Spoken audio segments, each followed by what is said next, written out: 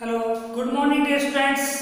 मैं Mahasingh Naharwal ATS school Bansur द्वारा संचालित कृषि जीव विज्ञान विषय की ऑनलाइन कक्षा में आप सभी का फिर से स्वागत करता हूं। प्यारे विद्यार्थियों, हम पढ़ रहे थे पादप प्रजनन के अंतर्गत विविधता उत्पादन करने के प्रमुख बिंदुओं के बारे में, जिसमें हमने ग्रामीण पढ़ा, जन्म द्रव्य का संग्रह पढ़ा और हमारा तीसरा टॉपिक चल रहा था पादप पुनरुत्पादन, पादप पुनः स्थापन कह सकते हैं। पादप पुनः स्थापन के अंतर्गत आज हम पढ़ रहे हैं नया टॉपिक उद्गम केंद्र।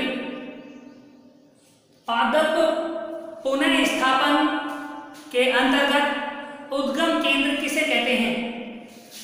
प्यारे विद्यार्थियों, एक रूसी आनुवंशिकविद हुए हैं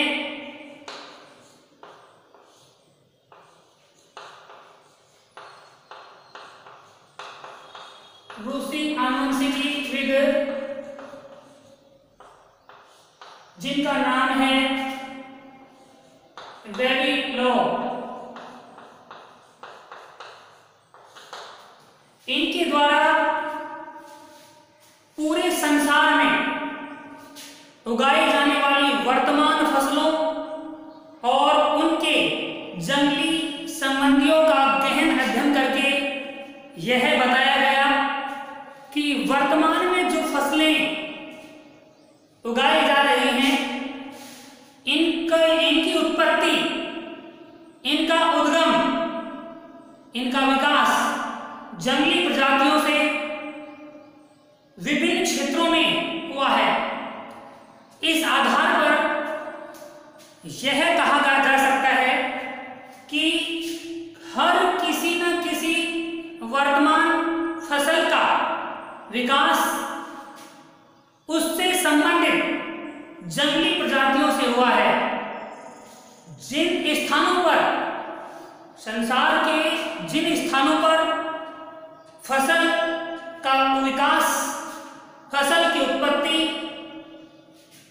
जंगली संबंधियों से या जंगली प्रजातियों से हुई है, ऐसे क्षेत्रों को कहा जाता है उद्गम केंद्र। तो हम उद्गम केंद्र के बारे में यहाँ पे समझ रहे हैं। यदि उद्गम केंद्र की शाब्दिक व्याख्या की जाए तो आप समझ सकते हैं उद्गम का तात्पर्य है उत्पत्ति, केंद्र का तात्पर्य है स्थान या जगह, यानी उत्पत्ति का स्थान, उत्पत्ति का क्षेत्र। दूसरा बिंदु आता है किसकी उत्पत्ति का और किससे, तो वर्तमान फसल की उत्पत्ति किससे? जंगली प्रजातियों से। तो वर्तमान फसल की उत्पत्ति जंगली प्रजातियों से, उस वर्तमान फसल से संबंधित जंगली प्रजातियों से जिन स्थानों पर हुई है, जिन क्षेत्रों में हुई है, उन्हीं क्षेत्रों को उस फसल का उद्गम केंद्र कहा जाता है।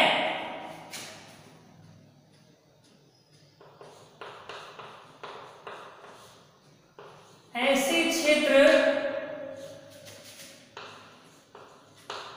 जहां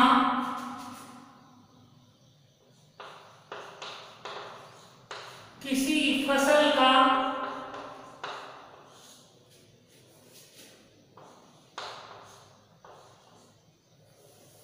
ऐसे क्षेत्र जहां किसी फसल का उससे संबंधित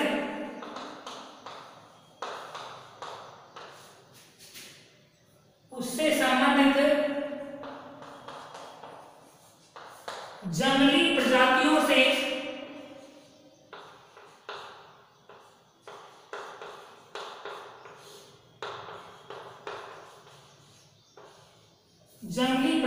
से उत्पत्ति या विकास या उद्गम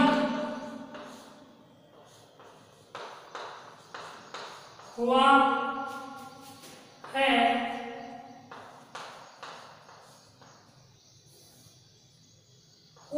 क्षेत्र को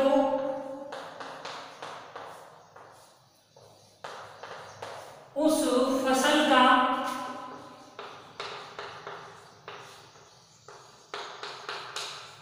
उद्गम केंद्र कहते हैं। प्यारे विद्यार्थियों, यहां पर हम समझ रहे हैं उद्गम केंद्र रशियन जेनेटिक्स के वैज्ञानिक वेविलोव के द्वारा संसार में उगाए जाने वाली विभिन्न फसलों और उनकी संबंधित जंगली प्रजातियों पर अध्ययन करते हुए यह सुझाव दिया गया था कि ये फसल संसार के कुछ विशिष्ट क्षेत्रों में जंगली प्रजातियों से विकसित हुई हैं, उत्पन्न हुई हैं। ऐसे क्षेत्रों को उनके द्वारा नाम दिया गया उद्गम केंद्र। अतः संसार के जिन क्षेत्रों में किसी फसल की उत्पत्ति उससे संबंधित जंगली प्रजातियों से हुई है, उन क्षेत्रों को उद्गम केंद्र कहा जाता है। उसके बाद हम देखेंगे उद्गम केंद्र के प्रकार। उद्गम केंद्र के प्रकार।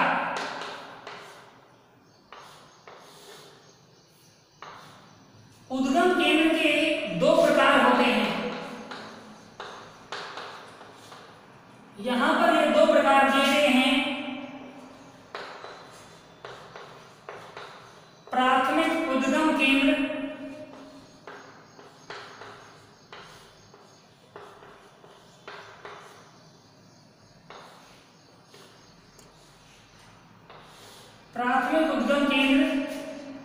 और दूसरा है द्वितीयक उद्गम केंद्र।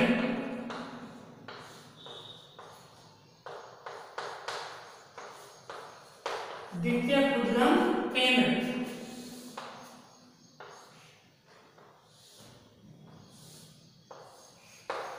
इस तरह से ये दो उद्गम केंद्र के प्रकार हैं। अब कौन से उद्गम केंद्र को प्राथमिक उद्गम केंद्र कहेंगे और कौन से उद्गम केंद्र को द्वितीयक उद्गम केंद्र कहेंगे?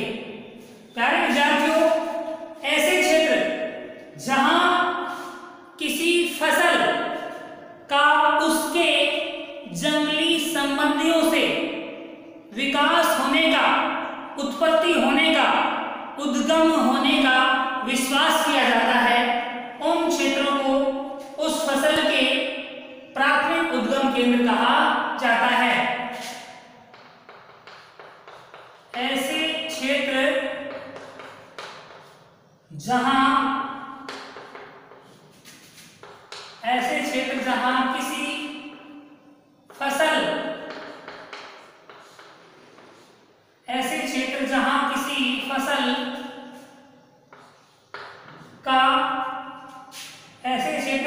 किसी फसल का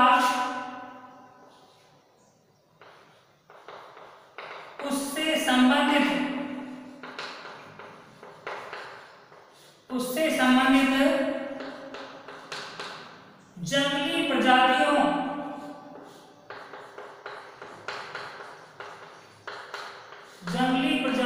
से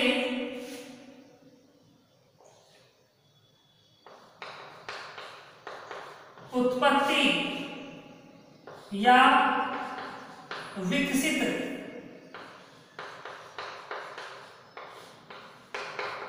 होने का विश्वास किया जाता है।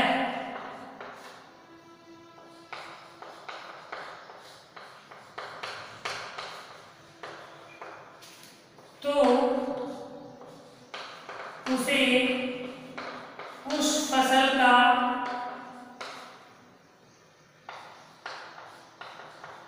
प्राथमिक उद्गम केंद्र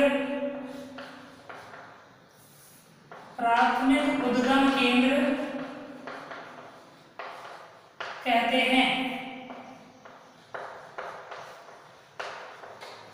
यानी कोई फसल है, उसकी उत्पत्ति किसी जंगली फसल से किस स्थान पर हुई है, इस बात का विश्वास संसार के ज़्यादा से ज़्यादा देशों का विश्वास जहाँ पर होने के लिए किया जाता है, उस स्थान को ही, उस जगह को ही प्राथमिक उद्गम केंद्र कहा जाता है।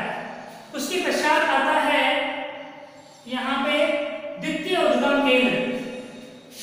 यहाँ ये भी किसी फसल के उत्पत्ति क्षेत्र ही हैं, लेकिन हम द्वितीय उद्गम केंद्र किसे कहेंगे?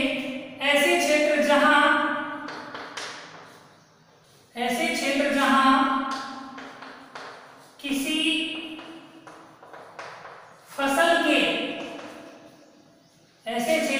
किसी फसल के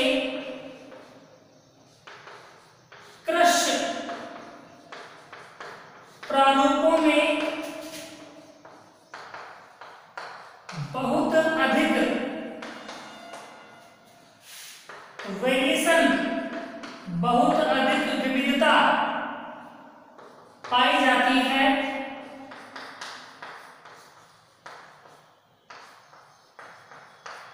उसे उस फसल का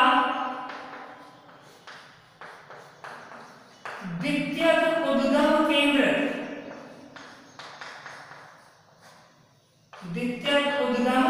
केंद्र कहते हैं। प्यारे विद्यार्थियों, समझिए कोई फसल है जो किसी स्थान पर बहुत ज्यादा खेती करने के लिए काम में ली जाती है, तो वो फसल का कृषि प्रारूप हो गया। ऐसे एक ही फसल की कई वैरायटी किसी क्षेत्र में उगाई जाती हैं, तो यहाँ पर उस फसल के कृषि प्रारूप अपन देखें तो उनमें कितनी ज्यादा सिमिलरिटी या डिसिमिलरिटी दिखाई देती है। यदि उस फसल के कृषि प्रारूपों में जितनी ज्यादा डाइवर्सिटी, जितनी ज्यादा विविधता पाई जाती है, तो वो स्थान उस पर्टिकुलर फसल के लिए क्या कहलाता है? द्वितीय उद्गम केंद्र कहलाता है।